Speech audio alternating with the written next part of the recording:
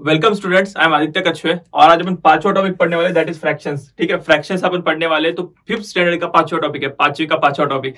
तो बहुत मजा आने वाला। लेट्स सी फ्रैक्शंस क्या होते हैं। तो आपने घर पे पिज्जा मंगाया होगा। पिज्जा मंगाते हो क्या घर पे कि आप मतलब कॉल करके पिज्जा मंगा लिया आपने, पिज्जा आ गया आपके घर पे।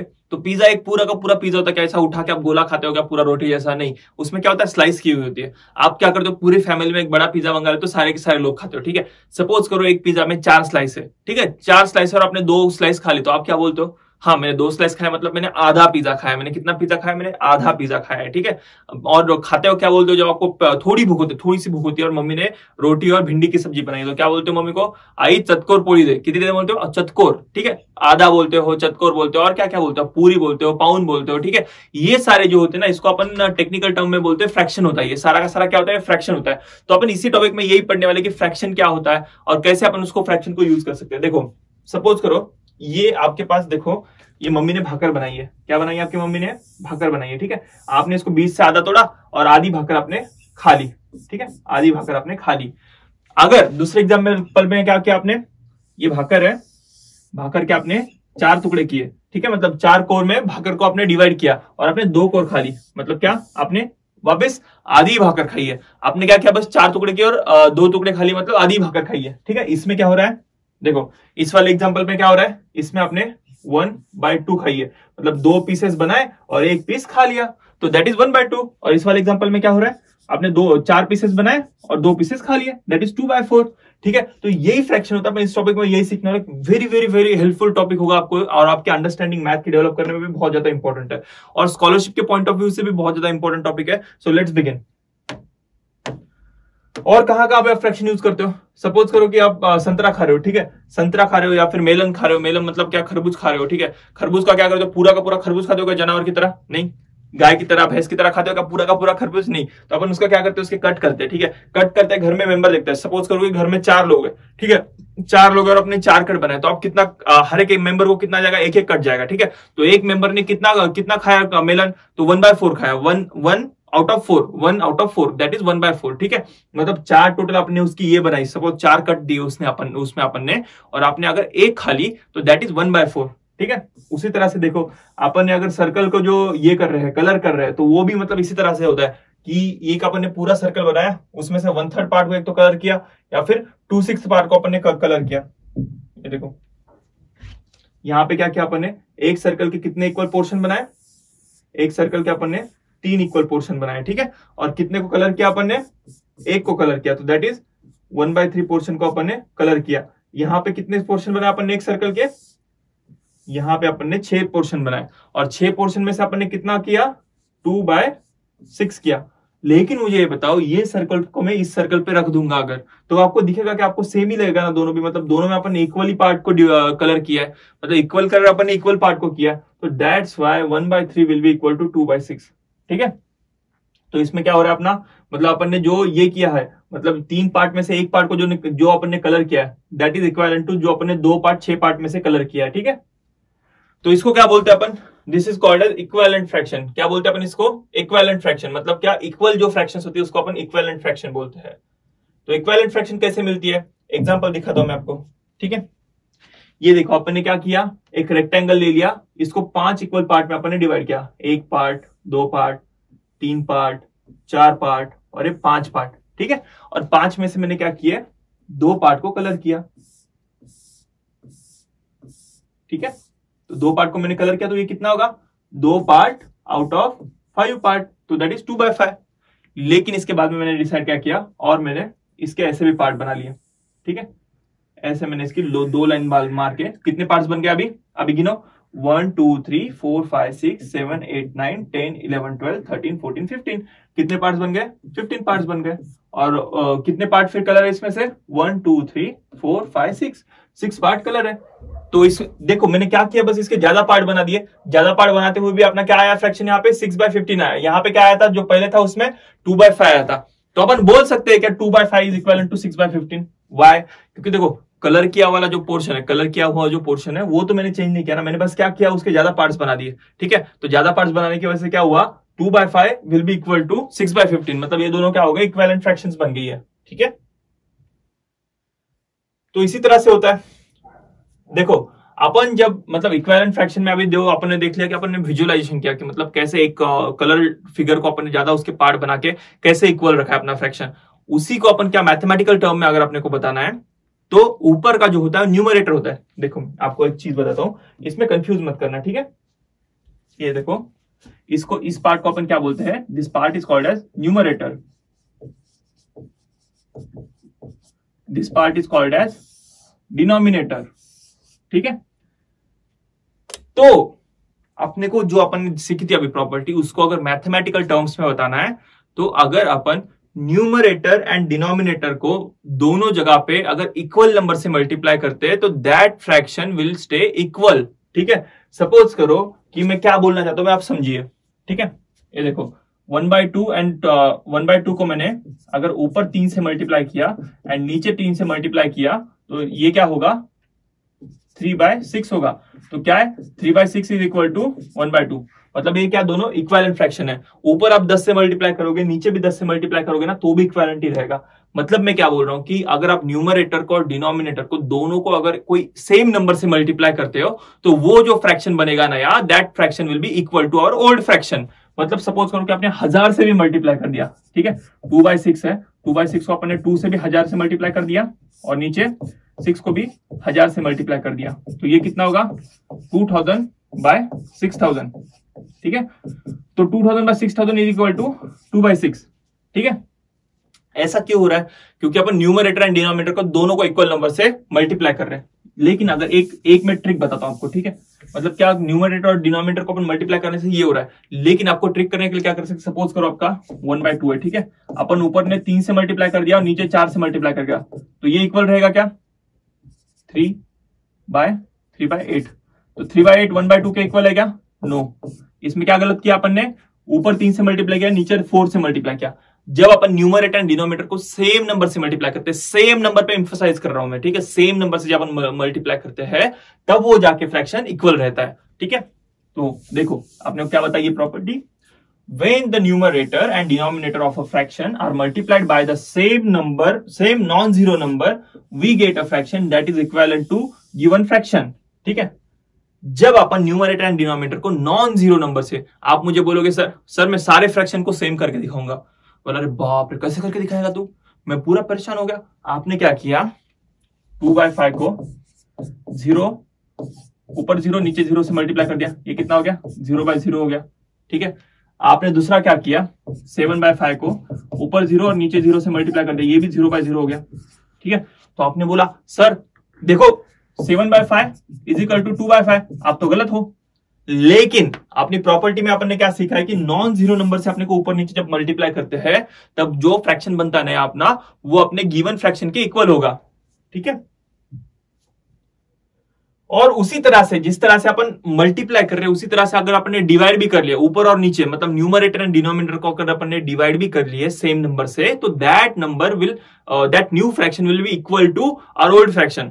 फॉर एग्जाम्पल दिखाता हूं मैं आपको, ये देखो यहां पे कैसे किया, 6/12 है, ठीक है। मैंने ऊपर नीचे 2 से डिवाइड कर दिया, 6/12 है तो मैंने ऊपर नीचे कितने से 2 से डिवाइड कर दिया, कितना आ गया अपना 3/6 आ गया। तो 6/12 भी इक्वल टू 3/6। मैंने ऊपर नीचे क्या किया, ऊपर नीचे मैंने 3 से डिवाइड कर दिया, 6 को मैंने 3/3 से डिवाइड किया, 12 को मैंने 3 से डिवाइड किया, तो क्या आ गया 2/4। तो this will be equal to 2/4, ठीक है। और किससे मैं डिवाइड कर सकता हूं, मैं और 6 से डिवाइड कर सकता हूं। तो मैंने क्या किया, 6/12 को ऊपर 6 से डिवाइड किया, नीचे भी 6 से डिवाइड किया, तो ये कितना आ गया 1/2। तो this will be equal to 1/2। तो सेम प्रॉपर्टी जो मल्टीप्लिकेशन के लिए अपन ने यूज किए थे, वही प्रॉपर्टी अपन ने डिवीजन के लिए भी यूज किया, ठीक है। ऊपर और नीचे जब अपन सेम नंबर से डिवाइड करते हैं तो वो नंबर जो है वो हमेशा, जो फ्रैक्शन जो है हमेशा इक्वल रहेगा। तो ये अपन ने इस वाले पार्ट में पढ़ा। तो लेट्स गो फर्दर, ठीक है। जो अपना प्रॉब्लम सेट 17 है, अपन प्रॉब्लम सेट 17 पूरा सॉल्व करते हैं और इस वाले लेसन के बाद अपन प्रॉब्लम सेट 18 जो है वो नेक्स्ट वीडियो में लेंगे, ठीक है। So let's begin. Problem set 1 में क्या दिया है, right proper number in the box, ठीक है। ये अभी जो वाला एक्सरसाइज, अभी मैं जो आपको कंसेप्ट जो छोड़ा हूं ना, अभी यहाँ पे आपकी क्लियर हो जाएगी। तो यहाँ पे क्या किया है कि आपको प्रॉपर नंबर बताना है जो अपने को दिया हुआ ना। देखो फर्स्ट क्वेश्चन क्या है, 1/2 is equal to box by 20। तो आप सोचो कि 1/2 को अगर कैसे अपन क्या बाय 20 लिख सकते हैं, वो करने के लिए अपने को क्या करना पड़ेगा। देखो इसका जो डिनोमिनेटर है उसको 20 में 20 करने के लिए, 2 का 20 करने के लिए उसको कितने से मल्टीप्लाई फिर कितने से डिवाइड करना पड़ेगा। पहले मुझे ये बताओ कि इसको मल्टीप्लाई करना पड़ेगा कि डिवाइड करना पड़ेगा। 2 का 20 बन रहा है तो 2 बड़ा हो रहा है, तो डेट इज क्या, उसको अपने को मल्टीप्लाई करना है। ठीक है, तो अपन ने 2 को 10 से मल्टीप्लाई किया, 2 को अपन ने 10 से मल्टीप्लाई किया, तो ऊपर भी अपने को कितने से मल्टीप्लाई करना पड़ेगा, 10 से मल्टीप्लाई करने का पड़ेगा, दैट इज 10/20। ठीक है, नेक्स्ट क्वेश्चन देखते हैं। 3/4 is equal to 15 by box. 3 को 15 बनाने के लिए कितने से मल्टीप्लाई करना पड़ेगा, 5 से। 3 इंटू 5 डिवाइड बाय 4 इंटू 5, तो ये कितना हो गया, 15/20। खत्म खत्म। बस देखना है अपने को ऊपर के नंबर को, सामने वाले इस न्यूमरेटर को इस न्यूमरेटर बनाने के लिए अपने को कितने से मल्टीप्लाई फिर कितने से डिवाइड करना पड़ रहा है। ठीक है, अभी नेक्स्ट क्वेश्चन यहीं पे सॉल्व करते हैं अपन। ठीक है, देखो यहां पे क्या है, ये 9/11 equal to 18 by what, 18 by box. ठीक है, 9 को 18 बनाने कितने से मल्टीप्लाई करना पड़ा है, 2 से। तो 11 को अपन कितने से मल्टीप्लाई करेंगे, 2 से, तो इट विल बिकम 22। ठीक है, 18/22 होगा।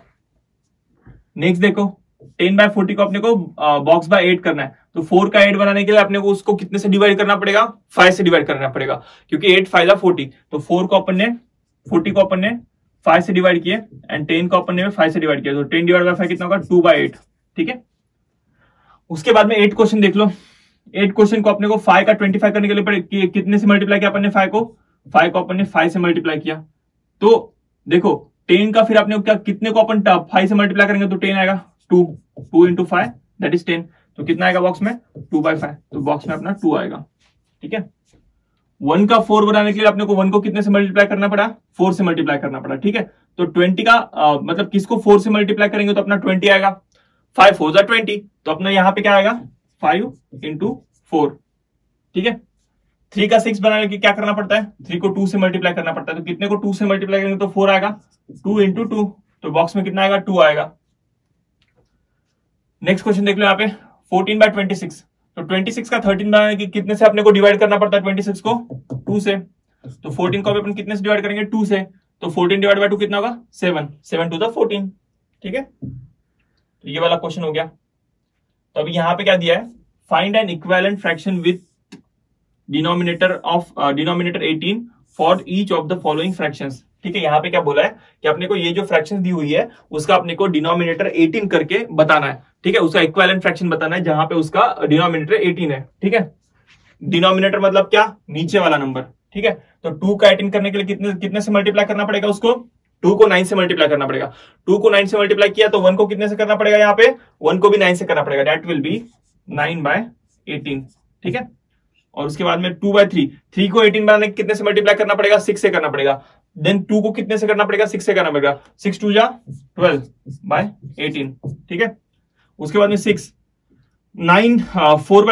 ठीक है, 6 को अपने को 18 बनाने के कितने से मल्टीप्लाई करना पड़ेगा, उसको 3 से मल्टीप्लाई करना पड़ेगा। ठीक है, तो और 4 को भी अपन 3 से मल्टीप्लाई करेंगे, दैट इज 12/18।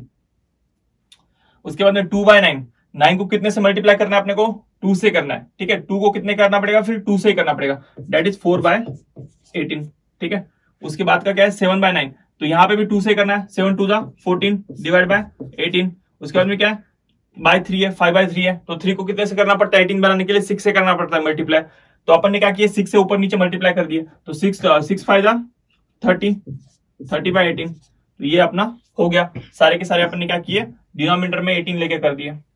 थर्ड क्वेश्चन क्या है, find N equivalent fraction with denominator of 5 for each of the following fraction. ठीक है, यहाँ पे अपने को क्या करना है, पहले अपने ने मल्टीप्लाई किए थे, यहाँ पे अपने को डिवाइड करना पड़ेगा। तो 15 का 5 बनाने के लिए कितने से डिवाइड करना पड़ेगा अपने को, देखो यहाँ पे 6/15 है। ठीक है, is equal to 6 divide by 3 divide by 15 divide by 3। ठीक है, तो ये कितना आएगा 2 डिवाइड बाय 5। ठीक है, आ गया डिनोमिनेटर में 5, तो इक्विवेलेंट फ्रैक्शन हो गया इसका। नेक्स्ट देखते हैं अपन 10/25। 25 का 5 बनाने के कितने से डिवाइड करना पड़ेगा, 5 से। ऊपर कितने से डिवाइड करेंगे, 5 से, तो ये क्या होगा 2/5। ठीक है, इसी तरह से 30 को बनाने के लिए 30 को 5 बनाने के कितने से डिवाइड करना पड़ेगा, 6 से, तो नीचे 6 ऊपर 6, ये दिस विल बी 2/5।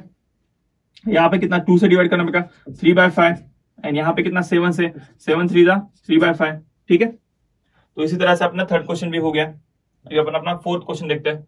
तो फोर्थ क्वेश्चन में क्या दिया हुआ है अपने को, form the fractions given below pair of equivalent fractions 2/3, 5/7, 5/11, 7/9, 14/18, 15/33, 18/27, 10/14। ठीक है, यहाँ पे अपने को इक्विवेलेंट फ्रैक्शन देखनी है। तो इक्विवेलेंट फ्रैक्शन मतलब क्या कि किसको अपन ने ऊपर नीचे अगर सेम नंबर से मल्टीप्लाई कर दिया तो सेम नंबर आएगा, इसको अपन बोलते हैं इक्विवेलेंट फ्रैक्शन। ठीक है, तो 2/3 के हिसाब से कौन सा है, 2/3 के हिसाब से 5/7 है क्या, नो, 2 को अपन 2.5 से मल्टीप्लाई करना है, 5/7 नहीं है।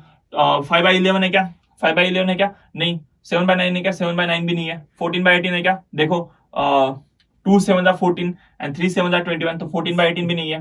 ठीक है, उसके बाद में 15/33 है क्या, 15/33 है क्या, 2 का अपन 15 बना ही नहीं सकते। उसके बाद में 18/27 है क्या, 2 9 18, 3 9 27। ठीक है, तो ये अपना क्या हो गया, this two are equivalent fractions. ठीक है, उसके बाद में 5/7 का इक्विवेलेंट कौन सा है, 5/7 का इक्विवेलेंट देखो यहाँ पे, 5 2 10, 7 2 14, तो 5/2 का क्या हो गया, ये आ गया इक्विवेलेंट। उसके बाद में 5/11 का इक्विवेलेंट कौन सा है, 5/11 का इक्विवेलेंट कौन सा है, 5 3 15, 11 3 33। ठीक है, और फिर बचा हुआ ये इसका इक्विवेलेंट, तो ये इसके इक्विवेलेंट फ्रैक्शंस हो गए। अभी लास्ट क्वेश्चन देखते हैं, find 2 equivalent fractions for each of the following fractions. ठीक है, यहाँ के फ्रैक्शंस के लिए अपने को 2 इक्विवेलेंट फ्रैक्शन ढूंढने हैं। तो सीधा सीधा मैं क्या करूंगा, 7/9 को ऊपर 2 नीचे 2 से मल्टीप्लाई कर दिया, दैट इज 14/18, ऊपर 3 नीचे 3 से मल्टीप्लाई कर दिया, तो 7 3 21, 9 3 27। ठीक है, 14/18 एंड 21/27, ये इसकी इक्विवेलेंट फ्रैक्शन होगी। अभी 4/5 की देखते हैं, 4/5, तो ऊपर नीचे मैंने 2 से मल्टीप्लाई कर दिया, तो कितना आ गया ये 8/10, ऊपर नीचे मैंने 3 से मल्टीप्लाई कर दिया, तो कितना आ गया 12/15। ठीक है, लास्ट फिर 3/11 का देखते हैं, 3/11, तो इस कितना आ गया, ऊपर मैंने 4 से मल्टीप्लाई किया 12 आ गया, नीचे 4 से किया 44 आ गया, ऊपर 2 से किया कितना आ गया, ऊपर 2 से किया तो 6 आया, नीचे कितना आया 22 आया। तो स्टूडेंट्स अपन ने इस टॉपिक में क्या क्या पढ़ा, इस टॉपिक में अपन ने फर्स्ट एक्सरसाइज पढ़ी, मतलब कौन सा इसका प्रॉब्लम सेट कौन सा पढ़ा अपन ने, प्रॉब्लम सेट अपन ने 17 पढ़ा। उसके बाद में बेसिक कंसेप्ट ऑफ फ्रैक्शन भी देख लिए, और उसके बाद में अपन क्या करते हैं, नेक्स्ट एक्सरसाइज और नेक्स्ट जो प्रॉब्लम सेट है वो भी देख लेंगे, और नेक्स्ट प्रॉब्लम सेट की थ्योरी भी देख लेंगे। तो प्लीज सब्सक्राइब टू मुनि एजुकेशन चैनल। अपन इस चैनल पे इसी तरह से महाराष्ट्र बोर्ड का अपना जो कुछ है सारा का सारा कवर करा के लेंगे। See you in next topic, bye.